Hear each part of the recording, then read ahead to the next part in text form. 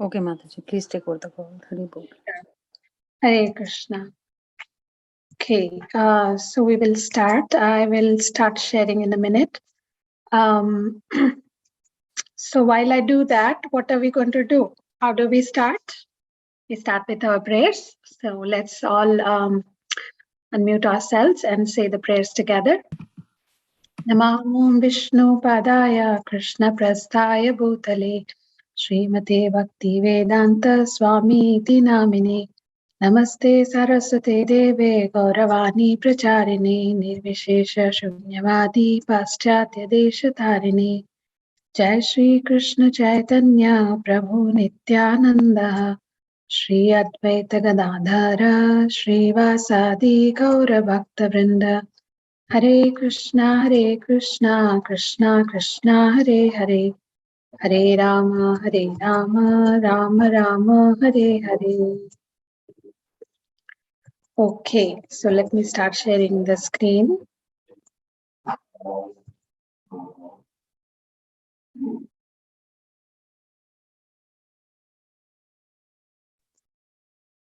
Okay, so little recap from the book that we are reading. So we are reading the second book. This is Elevation to Krishna Consciousness. We finished the first two chapters. Choosing, what was the first chapter? Do you all remember?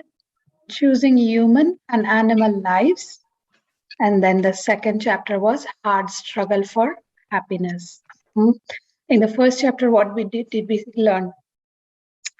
We learned how Prabhupada was telling us that difference between the human life and the animal life. Animal life, what do the animals do?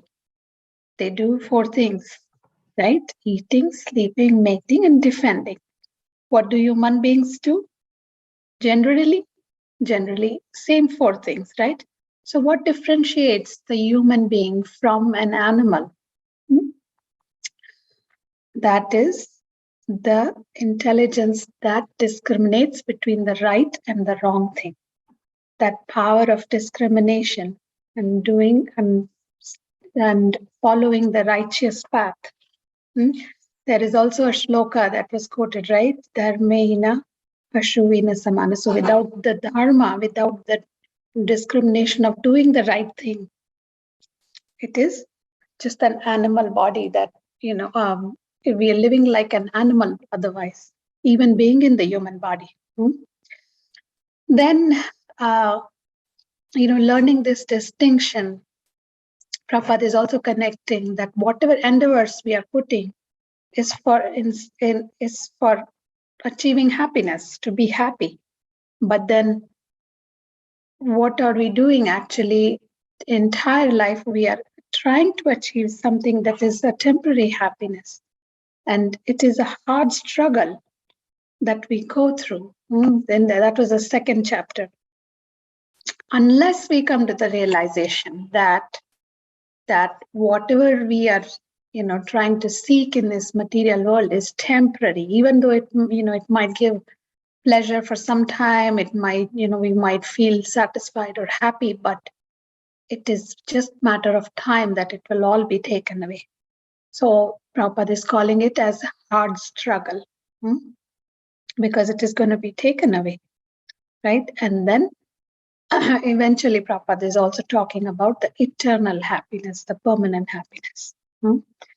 Now, today we'll learn a little more into that, towards a peaceful society. So how can we be happy being in harmony, right? So we see that whatever, what's happening around us is so much exploitation, right? Of the resources, of, the manpower, of the society in general. So how can we be in harmony towards a peaceful society? So that's the theme of the chapter. And this is on page number 31. Manahar, you got that? Page number 31. Okay. So we'll go to page number 31. Okay, let's see. We are on 22 here.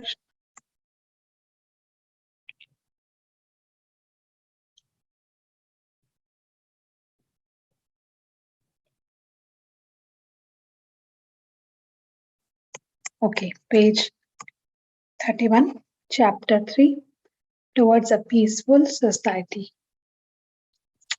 Shri Bhagavan Uvacha idam shariram kaunteya kshetram iti abhidhiyate etadyo veti tam prabho kshetrajna iti tadvida. The Supreme Lord said, "This body, O son of Kunti, is called the field, and one who knows this body is called the knower of the field." This is Bhagavad Gita, chapter 13, text 2. The Supreme Personality of Godhead, Krishna, is instructing Arjuna about the knowledge of Kshetra and Kshetragya. So, what is Lord calling this body as? It is a Kshetra, and Kshetragya means jnana, like having the knowledge of the Kshetra, which is this body. So why is Lord Krishna calling this body as Kshetra? So first of all, what is the word Kshetra means? Do you all know the very first chapter of Bhagavad Gita, the very first verse of Bhagavad Gita? What is that? Kurukshetre, Dharma Kshetre, Kurukshetre, right? So what does that word Kshetra means? Like a field? Yes, the field, correct. So Lord Krishna is calling this body as a field. And why is that he's calling this as a field? See, there is so much deeper meaning in Bhagavad Gita, but whatever knowledge, whatever that is given in Bhagavad Gita that Lord Krishna is giving to Arjuna, was it only relevant to the war that was happening? If it was only relevant to the war that was happening, then why are we studying today? Why are we studying Bhagavad Gita today? How is it relevant to us today? Because that war was back then and it ended in 18 days. After that, so many years and years have passed, so much time has elapsed, even the yoga has changed. So why are we studying that now? Why are we studying that knowledge now? So there is a deeper meaning to everything that Lord Krishna said in Bhagavad Gita. And that is why actually we see that there is a need of a guru here, right? In the 4th chapter, very first thing, when Krishna starts talking about knowledge, the very first thing he says is, what was that verse? Krishna is saying that pranipatena pariprashnena sevaya. So he's saying that we need a guru. Lord Krishna himself, he's saying that without a guru, it is not possible to understand this transcendental knowledge. And that guru has to be a bona fide guru, which comes from a disciplic succession, right? We have talked about that, how and there is a disciplic succession means, it is passed down directly from the Supreme Lord to, the authorities, and then they pass on to their disciples, to their disciples, to their disciples, like that. It comes in chain, unbroken. And why there is the importance of this disciplic succession? Because in that way it passes down without any adulteration, which is a direct message of the Lord, without any adulteration. And our dear Srila Prabhupada is one of those authorized, bona fide spiritual master who has opened up this knowledge for us. So, Krishna said Bhagavad Gita back then, it applies not only to the war. We were talking about why Krishna is talking this body as Kshetra, because the whole message of Bhagavad Gita is how we control the senses, right?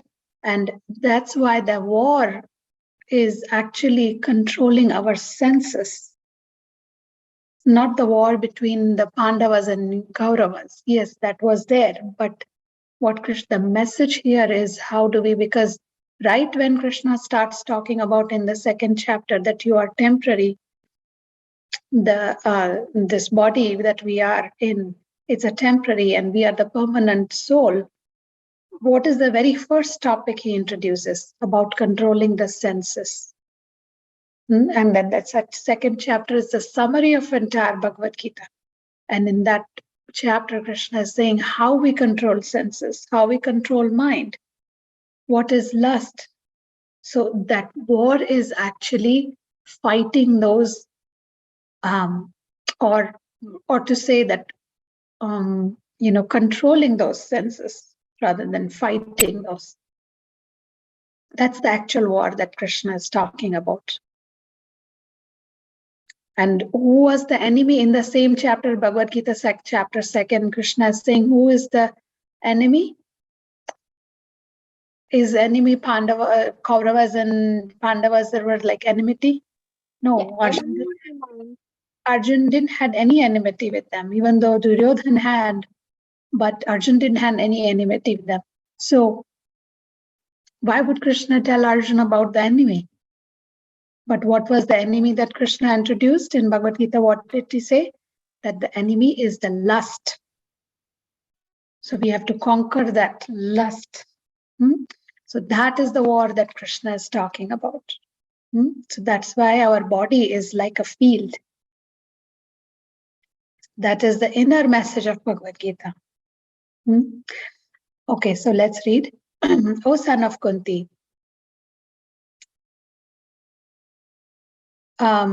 this body is called a field, and the one who knows this body is called the knower of the field. The Supreme Personality of Godhead Krishna is instructing Arjuna about the knowledge of Kshetra and Kshetragya. Kshetra refers to the field, which is the body, and Kshetragya refers to the knower of the field, who is the individual soul. If land is to be cultivated, there must be some cultivator. And if this body, which is likened onto a field, is to be cultivated, there must be a proprietor who can cultivate it. Now, we have these material bodies, and it is our duty to cultivate them properly. That cultivation is called karma or work. A person may come to our place with a hoe to cultivate land, or he may come to simply drink coffee or tea. We have been given this particular type of body to cultivate and to attain required sense objects according to our desires. This body is a gift from God. God is very kind, and if someone wants something from him, he allows it.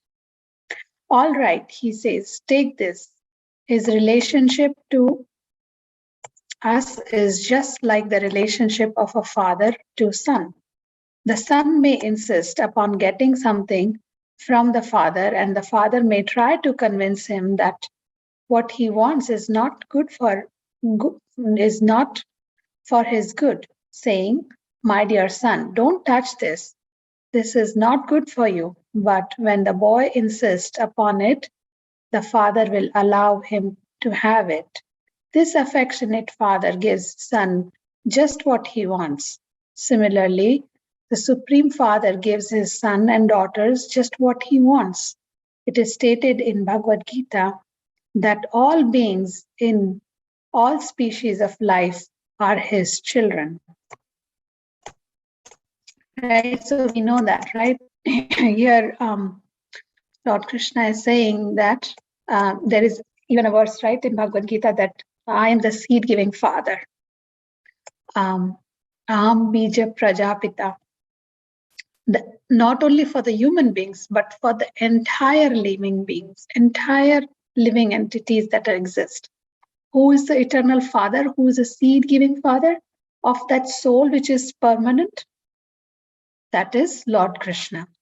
And if we want something, he allows us to take it because, he doesn't He may tell us, he may guide us, and he does, right? From how, even now he does. From our inner mind, we understand, right, what is right and what is wrong. Where is that voice coming from, inner? That's the voice of the super soul, the Paramatma sitting in the heart. And he guides us what is right, what is wrong. We just sometimes listen to that voice, and we just want to do things in our own way. We don't listen. So, see, ultimately what Krishna is what Prabhupada is putting here is, in the chapter where Lord Krishna is saying that this body is a field, and, we have to, the war is actually to control the senses. And so, a little background to that is like here, Prabhupada is explaining to us how we got entangled into this body. How we got entangled into this body? Because we may want to do some things because we have free will, and Krishna is allowing us to do that. Just like a loving father would allow, even though he would guide us, but if child insists, he will allow us to do. And that's how we got entangled into this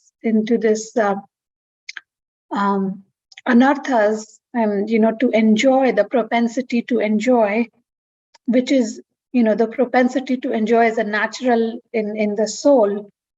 Soul by nature is blissful, but we got entangled into something that is temporary in this material world. And that's why we have to overcome that. Okay, so we'll keep reading.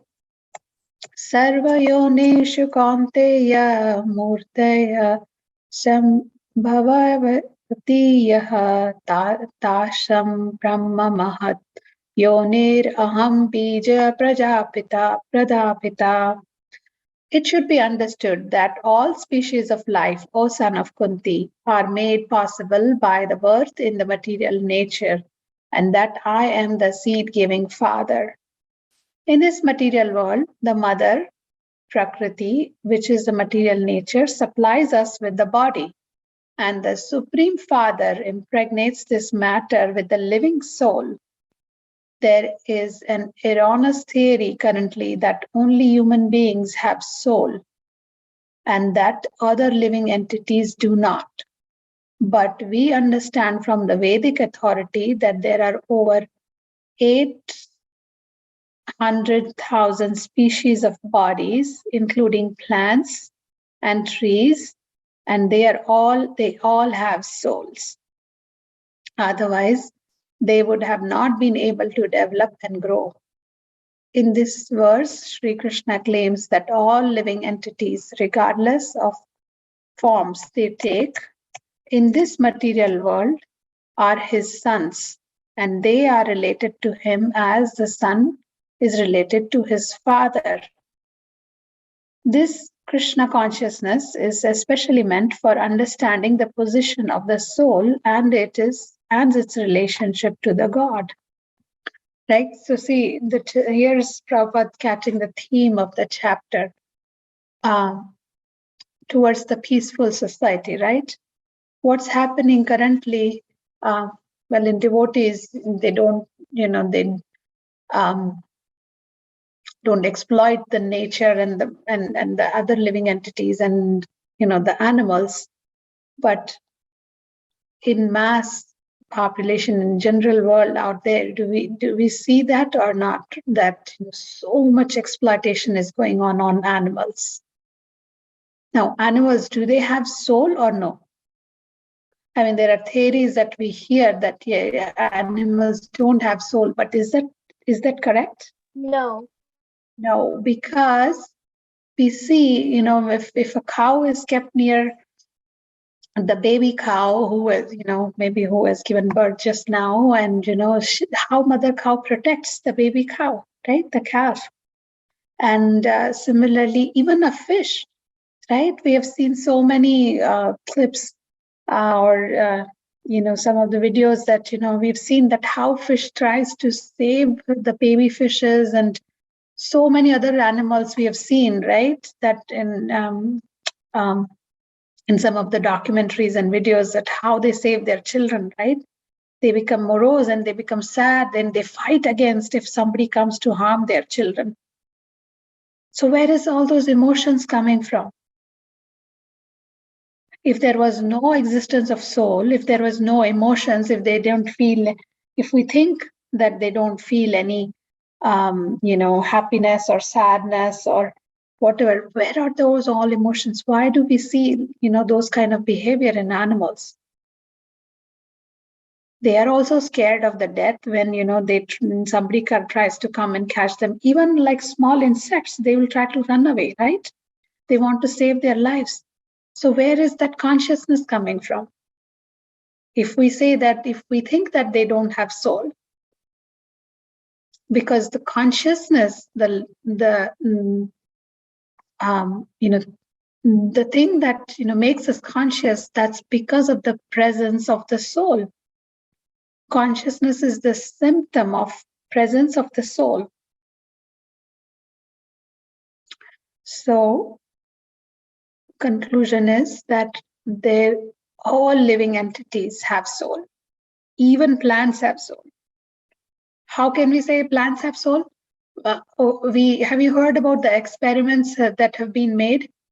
If you say very kind words near somewhere, sit near a plant and say very kind words and play some nice music for some time, maybe for a month or so, and give them water on time, and they get whatever natural resources like sunlight and everything.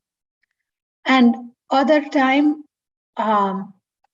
these are the experiments that have been made.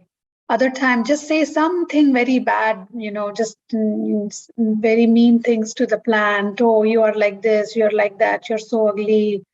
And, just say some mean words for a long time, every day, and still provide everything, the water and the natural light and everything. See the growth in between both the plants. Even though both the plants would have got enough water, enough sunlight, enough the natural air resources, air and whatnot it needs, but just the words that, that have been spoken, that also makes so much difference between that.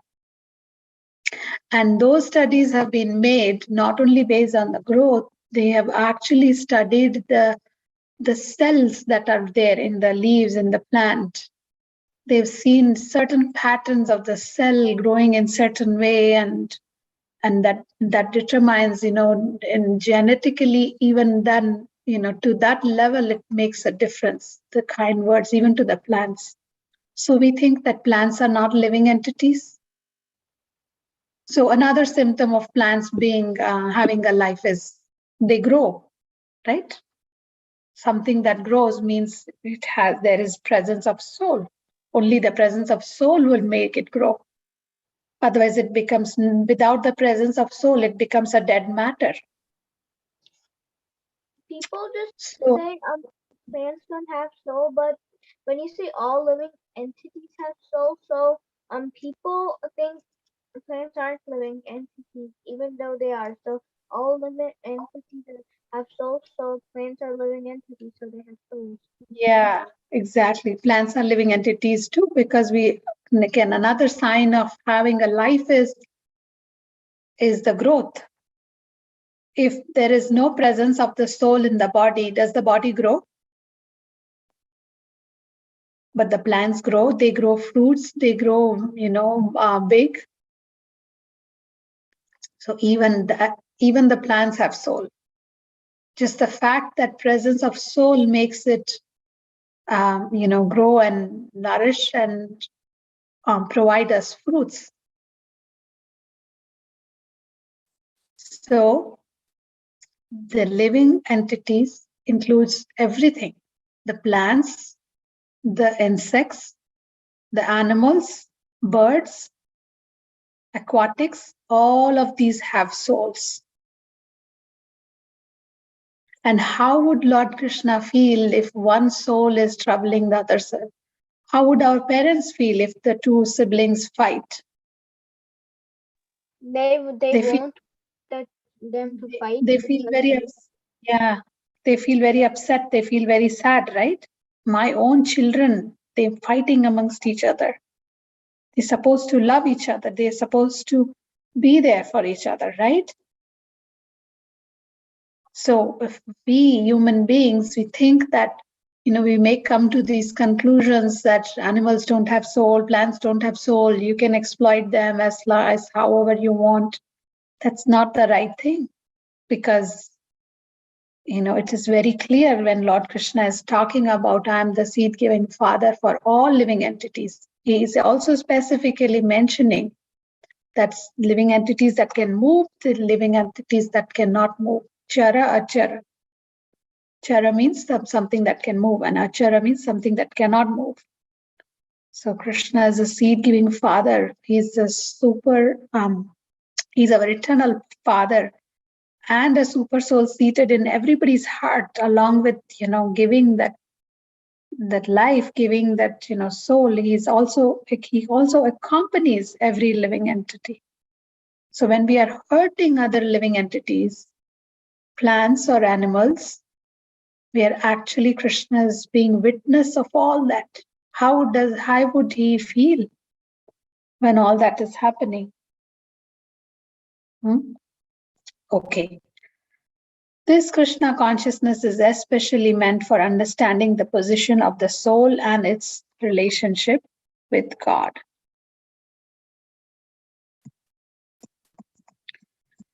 Kshetrajnam chapi mam vidhi sarva kshetreshu bharata kshetragyor jnanam yattaj jnanam matam mama. O sign of Bharata, you should understand that I am also the knower of all the bodies. See, Krishna is saying how he's knower of all the bodies, because he's seated as a Paramatma in everybody's heart.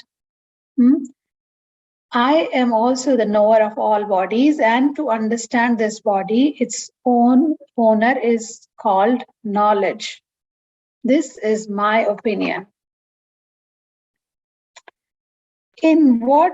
If we meditate upon this body and we study whether or not we are actually the body, we will come to the conclusion that we are Kshetrajya, the knower of the body, but not the body.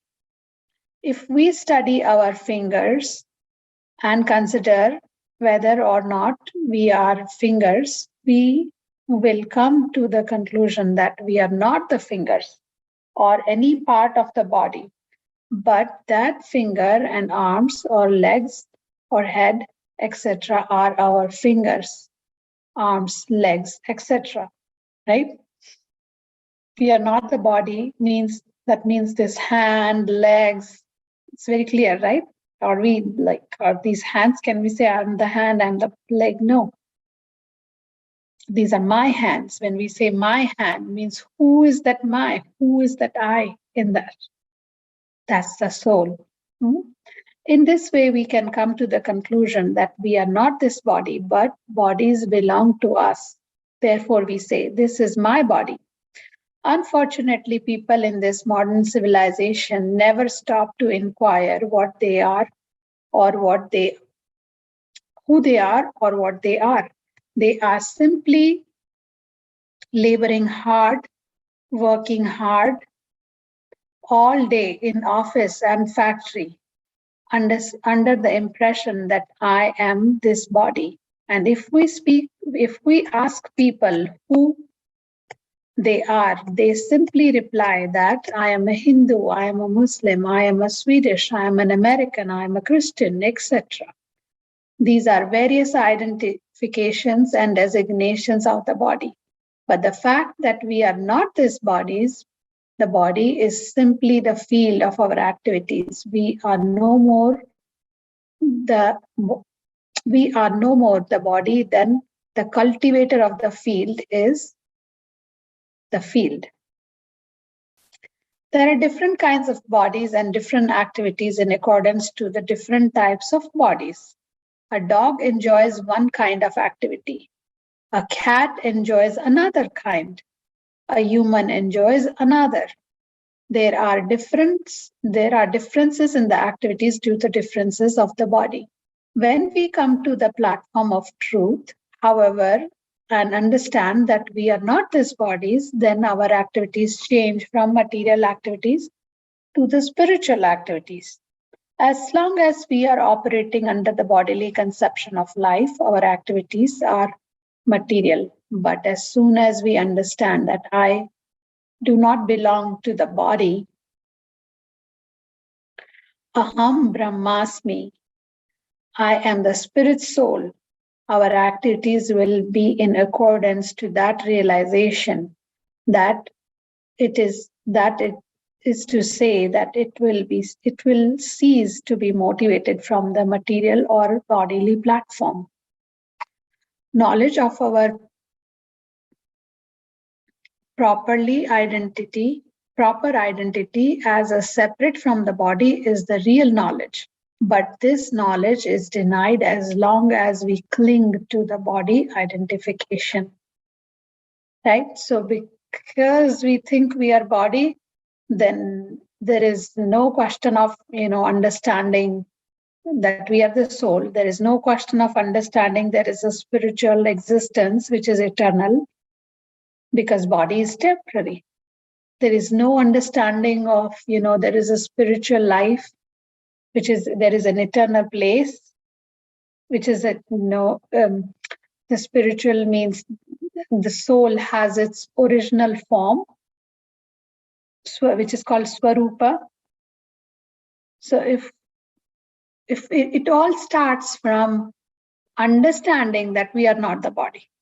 If we think we are the body, then that's it. Then that is not a knowledge. Yeah, we might have like full of, we might have so much knowledge of this material world. We might have skills and so many other things we know how to do, but everything will come to an end just because we are identifying to ourselves with the body. When it's time to give up the body, even that knowledge that we have acquired, which is a temporary knowledge for this material world, that will also be lost over the period of time with the loss of the body. Is it or no? Yeah. So, but what will go along with us when we leave the body? When we leave the body, what goes along with us? The consciousness. And this is what Prabhupada is saying, that when we are studying these books, when we are listening to these classes, when we are reading Bhagavad Gita, we are understanding the scriptures. It is developing what? Our consciousness. And that consciousness goes with the person.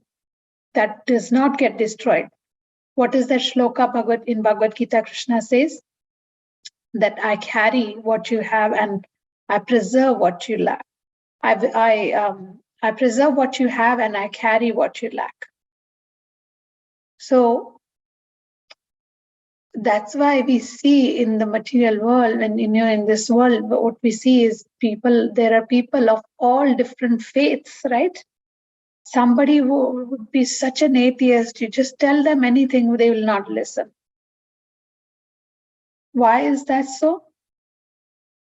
Because the consciousness that they are born with, and if they are not, trying to elevate from that status that they are in, then they just would not believe anything you tell them.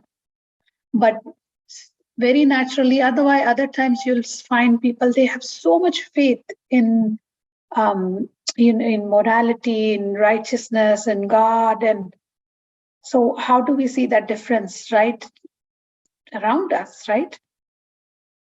Because of the difference in the consciousness that they carry with them from the past life. And that's what Krishna is saying, that whatever we are learning, and we are studying these, every day we are listening to these classes. This is all developing your consciousness, and it is not going to ever get lost, because Krishna preserves that, whatever time and effort you put into that. In the scripture, so we'll continue. In the scripture, it is said that as long as we are in this bodily conception of life, all our activities will be defeated.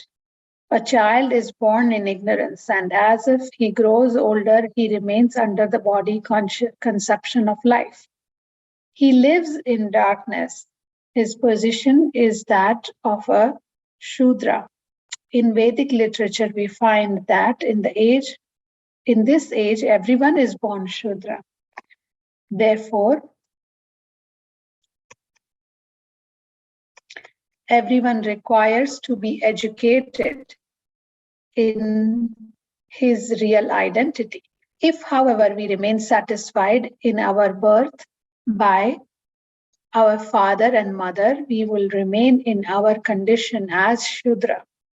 We have to rise to Brahmanical platform by following the purificatory process. Okay, who would like to read a little more? As mentioned before. Yes, go ahead, Manohar. Okay, as mentioned before, there are 4 basic characteristics of an impure life: illicit sex, intoxication, eating, and gambling. According to the Vedic principle, sex should not be indulged in outside of marriage. In human society, there's therefore a system of marriage which distinguishes us from the cats and dogs. Whether we are a Hindu, Muslim, or Christian, we acknowledge the system of marriage. The purpose of this system is to avoid illicit sex. According to the Vedic system, intoxication is also discouraged, nor is meat eating advocated for human beings should be non-violent.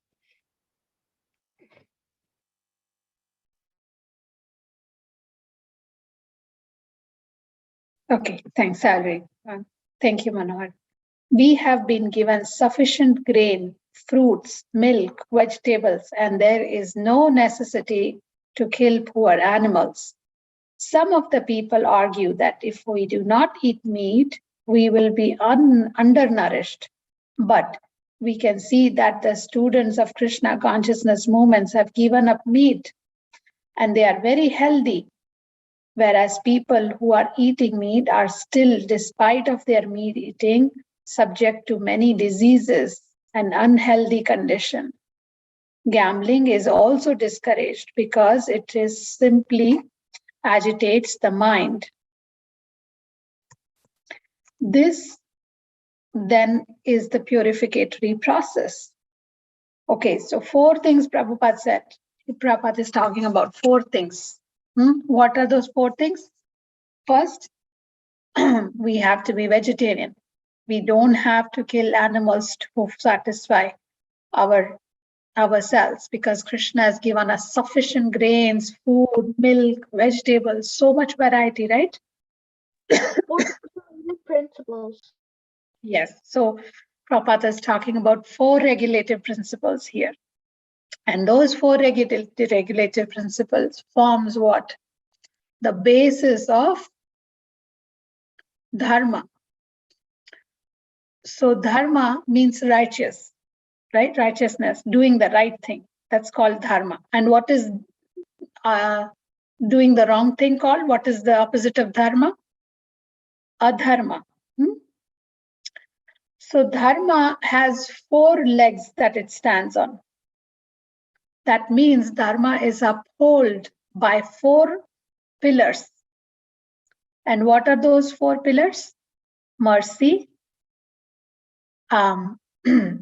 cleanliness, austerity, and what is the 4th one? Truthfulness.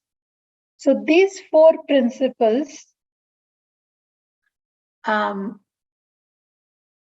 these 4 regulative principles that Prabhupada talks about, when we talk about the spiritual life, when we talk about chanting holy name, initiation, and taking shelter of Lord Krishna, we have to follow 4 regulative principles. And these 4 regulative principles are actually following the pillars of dharma, following the pillars of doing the right thing. that forms the morality in us. So no meat eating, no illicit sex, no gambling, and what is the fourth one? No intoxication.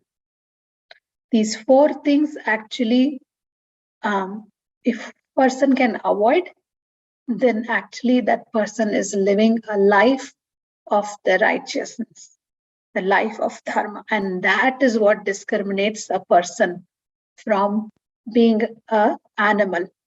That's what discriminates a human from being an animal. And this purificatory process, this is the purificatory, this by following this is what Prabhupada is saying, that this then is the purificatory process by which one can become a Brahmana. This path is open to everyone. The Brahmana is one who is truthful and pure, tolerant and simple, full of knowledge and faith in God. He can control his mind and senses. Also, at the present moment, there is a great necessity of Brahmanas because almost everyone is a Shudra. For almost everyone is wholly engaged in maintaining the body, eating, sleeping, mating, and defending, all symptoms of animal and Shudra. Society cannot be peaceful unless there are four divisions of human beings functioning in harmony with one another. These four divisions are comprised of Brahmana, Kshatriya, Vaishya, and Shudra. These are discussed by Krishna in Bhagavad Gita in this way. Right? We've learned that in the last book that we were learning, the four divisions. Chaturvarnam maya srishtam guna karma vibhagasha tasya kartaram api mam vidhi akartaram avyayam. According to these modes of material nature, the work ascribed to them, the four divisions of human society were created by me. And although I am creator of the system, you should know that I am not doer, being unchangeable. So what are the four things? Chaturvarnam. What are the four varnas?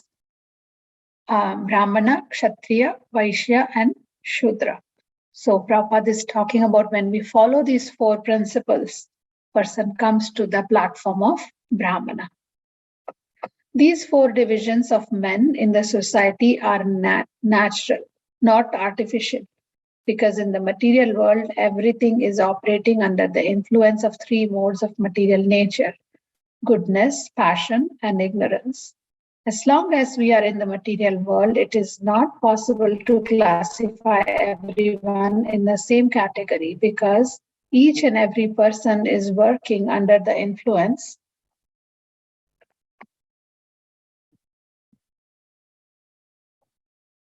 Sorry, we got distracted.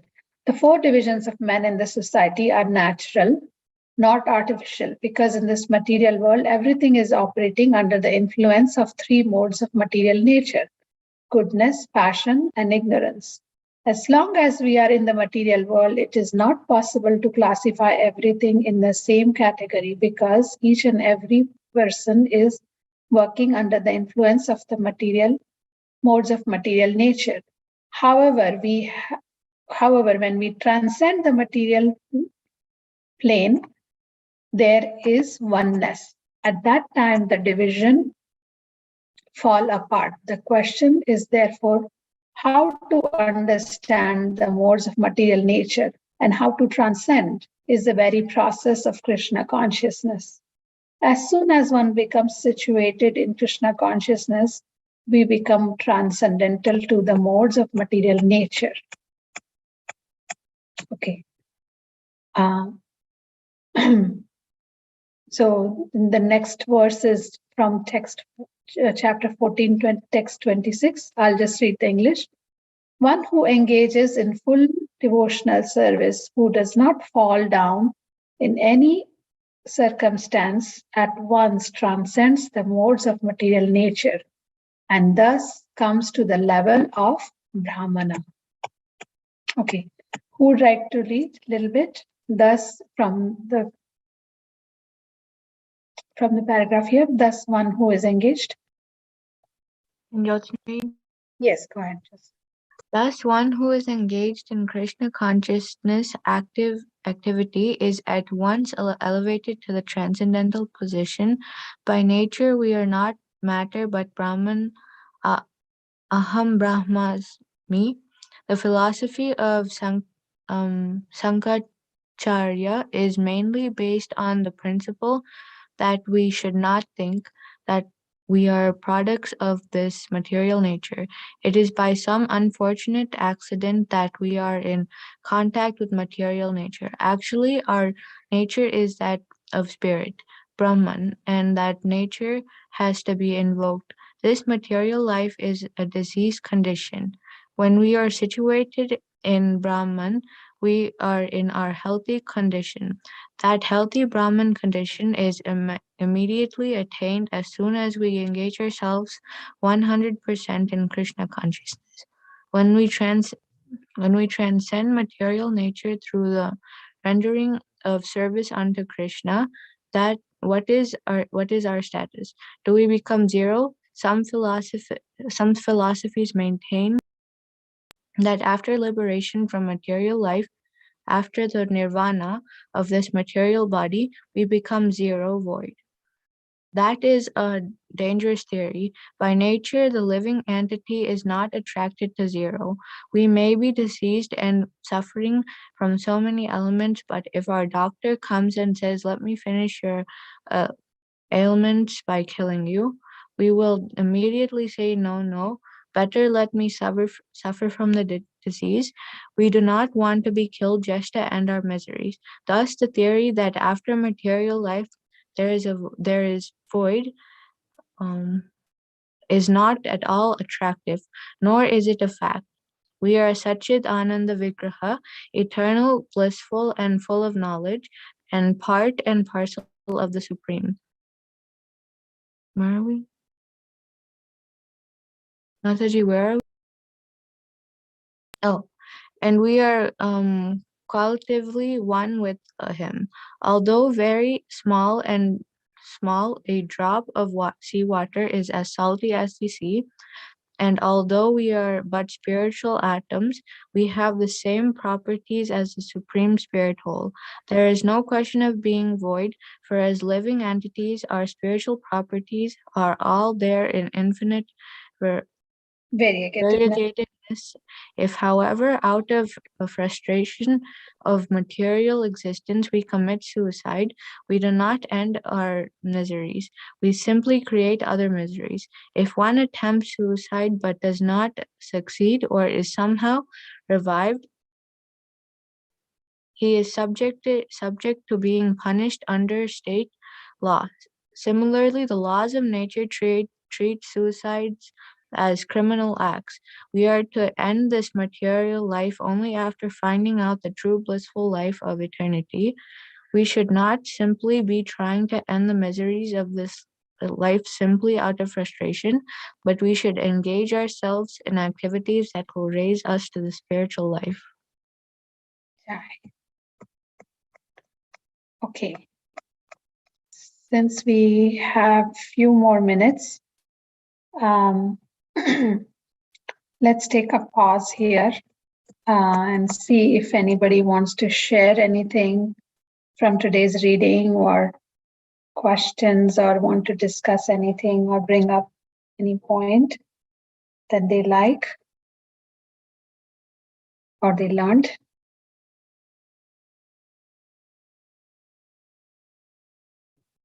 Yeah, go ahead. Manahar, you want to share something? So I learned that the 4 varnas are made. Krishna made them. I didn't know Krishna made them. I thought Brahma made them. Krishna when so 4 varnas are.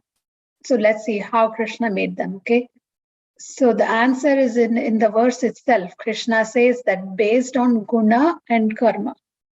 right? Brahma can, create this material world, and, he has created this bodies and living different, things that are there in this material world. But that guna means that quality that comes from where? From Krishna. So based on the qualities that person has acquired, the division of the society is made. And Krishna is saying that that division is made by me, Chaturvarnam. I have made such a division. So we gradually, elevate ourselves by what? By the purificatory process. And what is that purificatory process? The 4 principles, right? And that's how we understand that, we live a pure life, and that pure life, through the purificatory process, following these 4 principles, actually we are, trying not to harm others by not eating meat. We are trying not to harm the society, with the truthfulness and no intoxication, right? So actually, that's also helping us in purifying ourselves, but that's also helping us to live in harmony with others, right? And that's the basis of the spiritual life. That's the theme in the chapter. Okay, thanks, Banahar. Thanks for sharing that. Anybody else would like to share anything?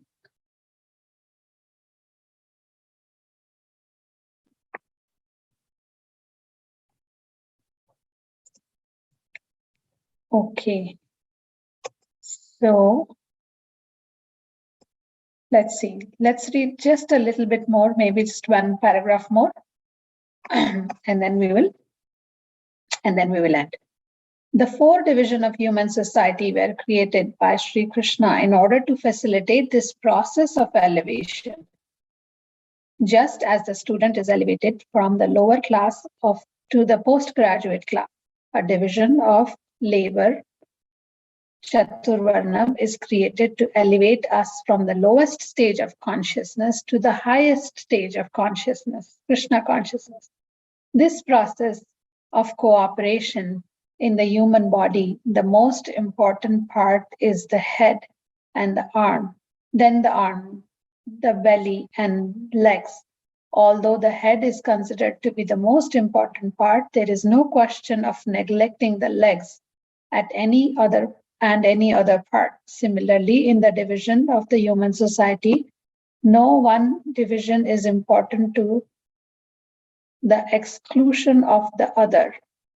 Of these divisions, the Brahmins are considered to be the most intellectual class and the class of teachers. The Kshatriyas are administrative and military class. The Vaishyas are the mercantile and agriculture class. And the Shudras are the common laborer class. In a properly run society, all these classes are required. If they cooperate in their progress towards Krishna consciousness, there is no strife amongst them, right? So, just following that, simple life with the life of principles and regulation, we're actually not harming others, right? And that's living in harmony. Okay, so what we'll do is we'll say our pranam mantra here to end, and then we will continue next week. Okay. Vancha kalpatarubhyascha kripa sindhubhya